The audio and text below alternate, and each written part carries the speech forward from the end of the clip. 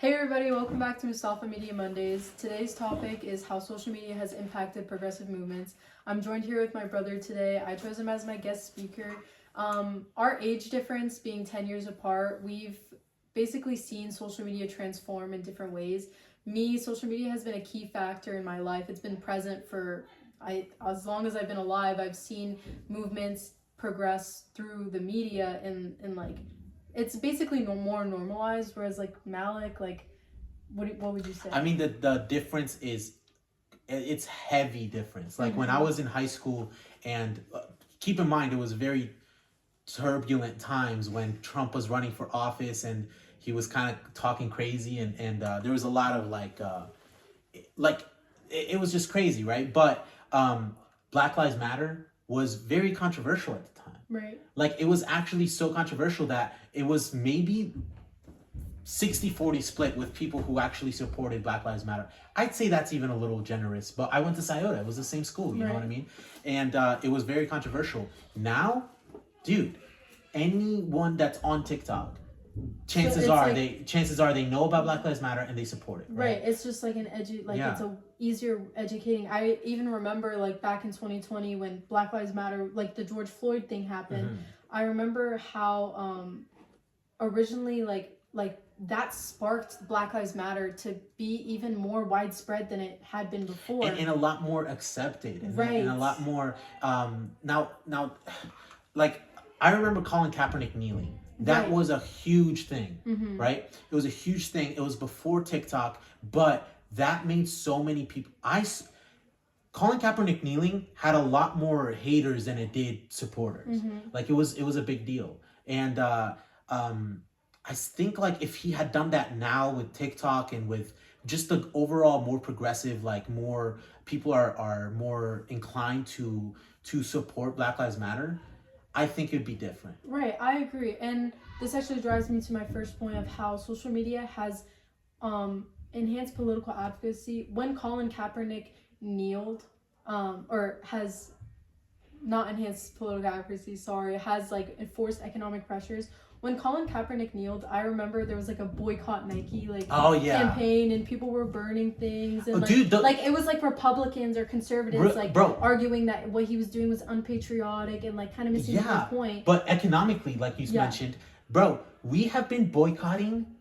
Daniel, we've been boycotting since I was your age. Like we've been boycotting, but it never worked because it was never that widespread of a boycott. And you know what I saw actually on social media today? I saw that Starbucks closed 50 locations in Malaysia because obviously Malaysia is a very Muslim country, and they're inclined to know more about Palestine and everything. And just the fact that like it worked, that like Starbucks is struggling, and so is like Disney, and so is like a lot of these places that Intel even, which is like a weird one, but we boycott Intel, and it's like they're even struggling. Right, and the whole reason that even started is because of social media. The union making that statement, and then and then Starbucks suing them, and then the union taking to social media and explaining like Starbucks is suing us for standing up for Palestine. I mean, that changed the narrative. Dude, the fact that social media empowers those people. Like social media, you can go. Actually, matter of fact, I think the union posting on Instagram and like those Gen Z kids like posting on Instagram is gonna garner way more traction than Starbucks headquarters posting on Instagram. What's crazy is about these two movements. At first, like for example, like Nike, the conservatives were so upset, explaining that it was unpatriotic and started the boycott Nike. But did you know in reality, Nike stocks actually increased because their target audience isn't conservatives. They're like younger, more democratic people. And the fact that Nike was staying on their we support Black Lives Matter, basically, like it honestly like encouraged more people to buy. It's so funny you say that because you know a company that did the same thing, but their customer base was not like for it. Was Bud Light. Did you see the Bud Light stuff? No. So Bud Light gave a can to a trans woman for like Trans Awareness Day or something. And to this day, Bud Light pretty much, I mean, they never recovered. Right. They haven't come back from it because all of their customer base was very conservative, very like South, like, and there was this huge boycott for them. And dude, look it up. Look up the Bud Light stock since that happened. It has crashed and it has never recovered. And it's like, that's very interesting that happened because of social media. Right. And same with the Nike, and same with the. It's kind of weird how like public perception is like changed in unimaginable ways and allows for reform. It's kind of funny because it's like I was saying with Nike, Starbucks too. Starbucks originally made like sued their union because people were calling them anti-Semitic, but now it honestly, like, they thought that was the right thing to do, when in reality it cost them to lose $12 billion in revenue, like from the course of when everything started last year, October 2023 to now, which is crazy. Yeah. No, they've been struggling for sure. Right. I mean, and dude, like, I'm telling you, I went to school. Palestine, as controversial as BLM was, Palestine it wasn't even controversial. Palestine was a given that you didn't support Palestine, and you obviously like supported like the occupation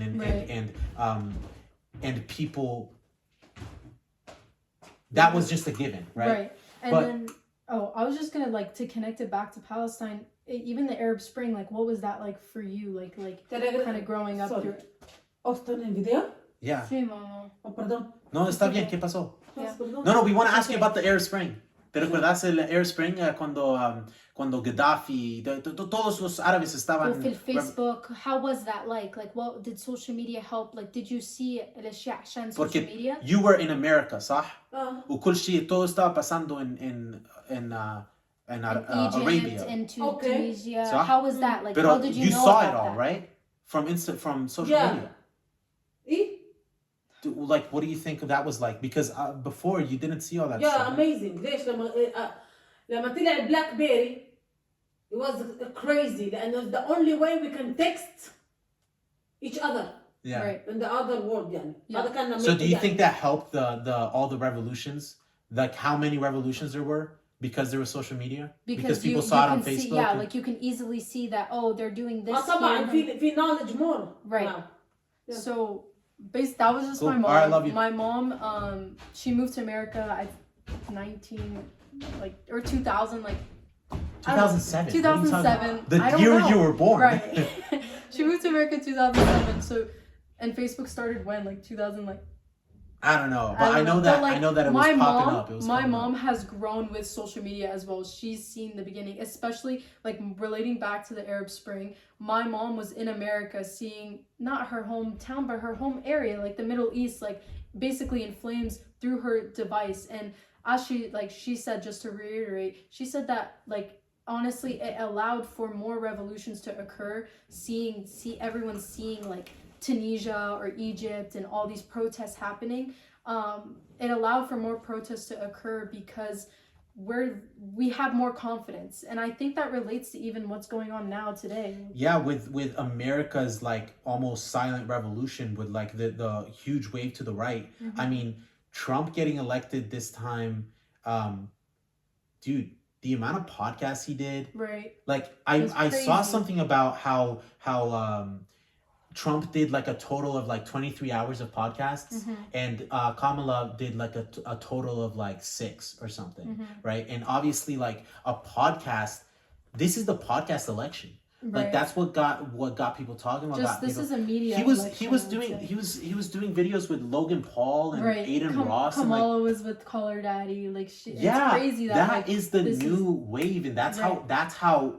When you're running for president, when like your age is running for president, that's gonna be the whole thing. People aren't gonna be going on CNN to say their debates. I honestly think it's like Joe Rogan will be the one that is the mediator between the presidential candidate like debate. And I'm so serious. Like it's gonna end up being like independent, because people were so tired of like traditional established media. And so what this new social media did was it brought individuals and it gave them the power. Like I said, it shifted the power to them. Right. And now they are able to start a podcast that gets way more views than CNN ever got. And what's nice about social media, that it's also, and social media and podcasts and just media, modern media in general, is how we're able to honestly facilitate more grassroots activisms. Like I remember hearing, like, especially now, I feel like the hashtag Me Too movement, just the ability to talk about like very like honestly radical ideas, like quote unquote, like such as like Palestine, or even like sexual violence, which is referring to the Me Too movement, is honestly like it's allowed people to have honestly it's created solidarity, which I think that's the biggest thing about social media today, is that its ability to wait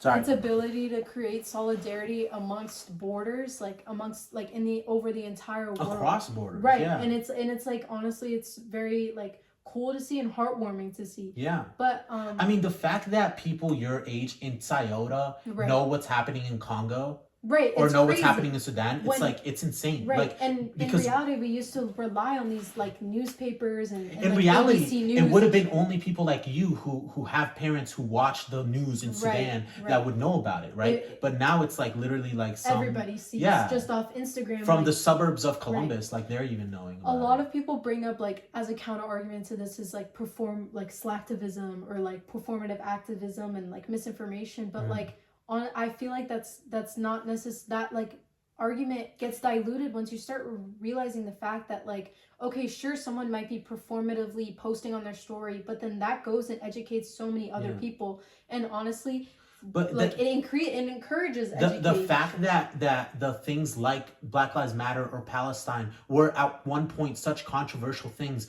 that people wouldn't dare to post about it even in support of it, and now they're being performative about it, like that's so indicative of the fact of how far we've gotten to a place where it is. Exactly. And actually you said something about grassroots activism.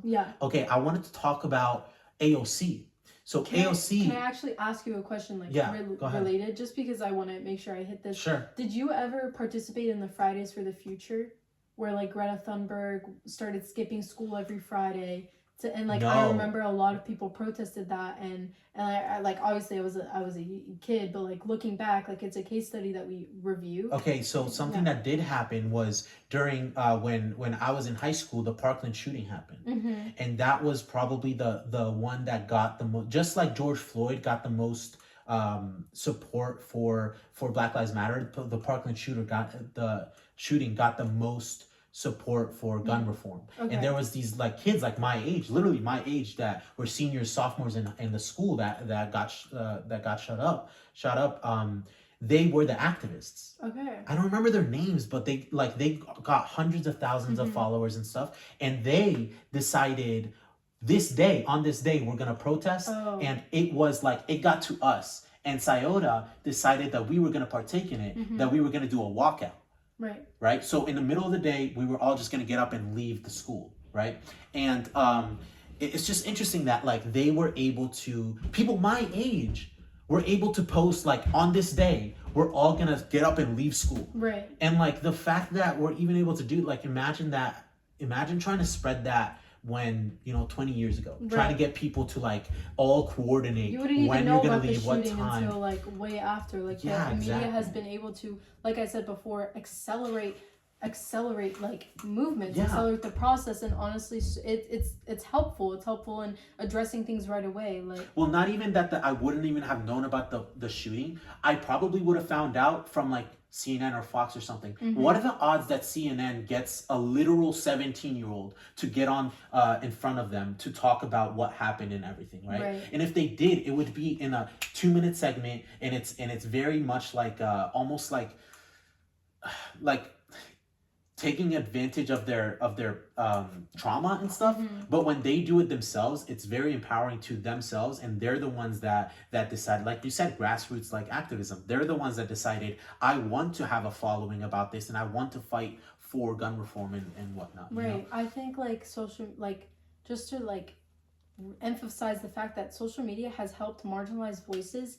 Like I saw this thing, social media helps the voiceless have voices. And it's honestly such a like important factor in when discussing the pros and cons of social media, is although like there are like issues with it, like misinformation or like possibly even dilution of like how Of movements. Yeah, of movements. And in like retrospect, the ability for us to even like for something to something could happen right now and we'll know within seconds, even minutes. Yeah. And so it's like, and we can follow it in real time. Right. We can go on Twitter and literally see everything happening at the same time. And it's not just us in America, it's everybody in the entire world is seeing the exact same, and everyone's contributing their little like and ideas and stuff. Right, it's like everyone's putting in their 2 cents. Like Dude, the Will Smith thing, mm-hmm. everybody immediately was talking Right. about it and what was going on and stuff. Like even the submarine thing, like as we were getting updates, like people had their own takes on it, Right, and people were following it and stuff. And what's funny too is you see on TikTok or Instagram and when creators like are like following certain things, they have like live updates and they have like live like things of like, oh, we're going live today and discussing this, which is crazy. And like people do watch parties for the debate. And what's nice is, I don't know, it's just helped like from a social, like removing from a social and political aspect, social media has helped like cultivate this beautiful atmosphere of like we can find solidarity or just like we can just find things amongst like everyone. Like we get to connect with people on a faster, more like touching, like great, you know. And kids, like I'm just saying, like people your age, when I was your age, like people weren't as interested in politics and social things, and now I feel like it's social media has made it so that these kids are interested in learning about it, because like some of the like their favorite like Fortnite players are talking doing about streams it about exactly, and then like so these people become like almost celebrities, and they're talking like actively about these things, and so it becomes like a forefront of the conversation in like different like groups, right? Like the gamer group is talking about it, and so is the like makeup community and all that. And it's like it's so interesting to see how like the shift of like, for example, like when you were growing up, like the kids, because we're in Dublin, we're a very white like community. It's like growing up, they all were Republican because their parents are Republican. They all support this idea, and like you said, like Palestine, you don't even think about it. Is you know what I mean? And so like now that's completely shifted, and because now like just because their parent social media has challenged these people. Like just because their parents believe this doesn't mean that they believe it, and I think that's very honestly beautiful, and it shows how like digital literacy has increased because of social media. And honestly, social media, like you can say that it does have a lot of echo chambers, and sometimes it makes people worse, and it pulls down people down like a different pipeline. But what it also does is it gives people different perspectives, and it makes people confront their own ideas and perceptions of things, right? Like how many people have literally never met a Palestinian or a Muslim, have never met like someone who was like didn't even know about Palestine before too. Like a lot of people. And now their idea of like what a Muslim is being challenged because they see like, oh, this creator that I really like is Muslim, and they don't seem dangerous. They don't seem like violent or whatever. Which is honestly, I think that's a good way to end it. Just how like